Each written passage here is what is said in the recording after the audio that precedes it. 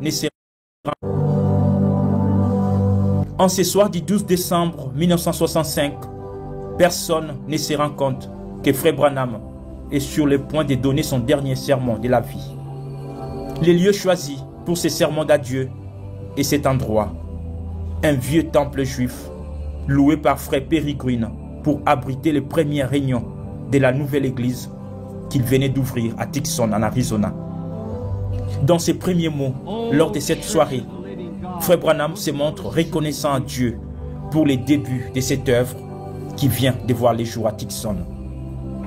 3 ans durant, j'ai attendu de voir une église s'établir à Tucson, mais la voici. Oui, nous sommes là. Alors nous remercions le Seigneur.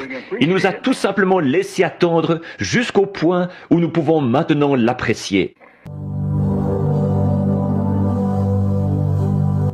Frère Peregrine, pasteur de cette assemblée où William Branham a prêché sa dernière prédication, nous explique comment il a trouvé ce bâtiment qui a permis au prophète de cet âge de servir pour la dernière fois la Sainte Seine avant son départ.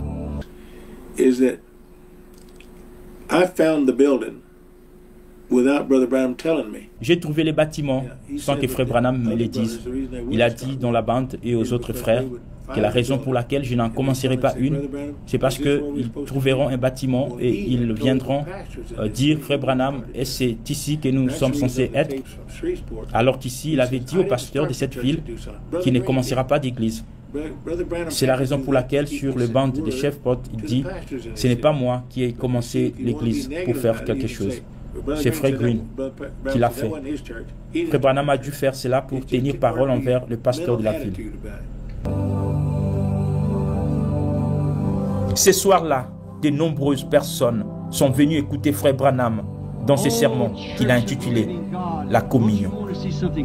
Après avoir exhorté son auditoire sur la manière de s'approcher avec révérence à la table du Seigneur, Frère Branham termine sa prédication par ces mots. Ils ont voyagé pendant 40 ans dans le désert et leurs vêtements ne s'étaient même pas usés.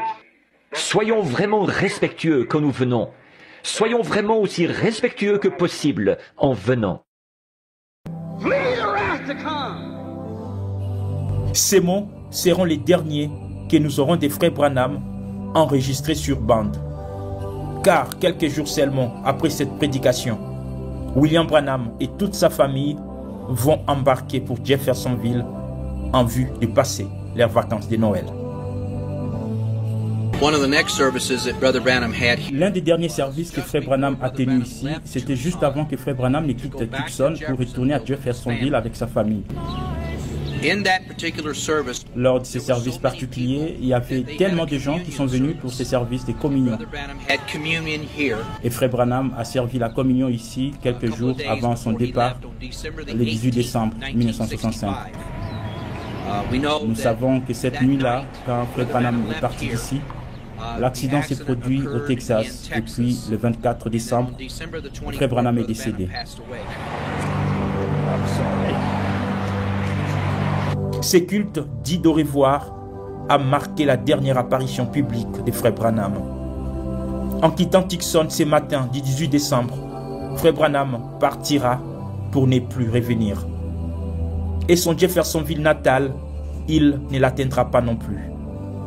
Son destin s'arrête sur cette route à l'est de Friona, au Texas.